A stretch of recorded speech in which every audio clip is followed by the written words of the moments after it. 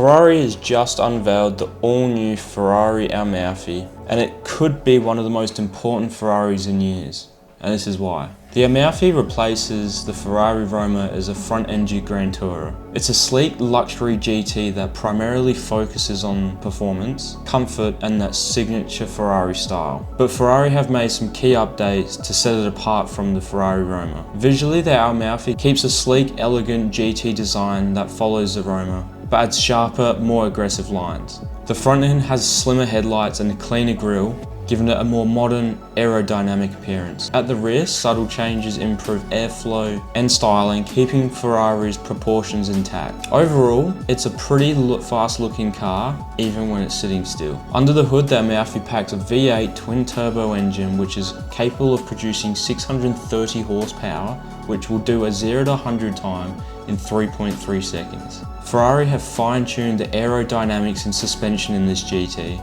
to make it handle like a sports car, but still feel very comfortable on long drives. Inside, Ferrari listened to the driver's feedback. Physical buttons return to the steering wheel after complaints about the touchscreen in the Roma, making the cockpit more driver-friendly. There's still a digital display, premium materials, and subtle luxury touches, giving it a perfect balance of tech and classic GT. So is the Ferrari Amalfi better than the Roma? Some people love the modern tweaks and sharper designs, while others think that the Roma's elegance still wins. Personally, I think that the Ferrari Amalfi is a strong evolution of the Roma, but I want to hear what you think.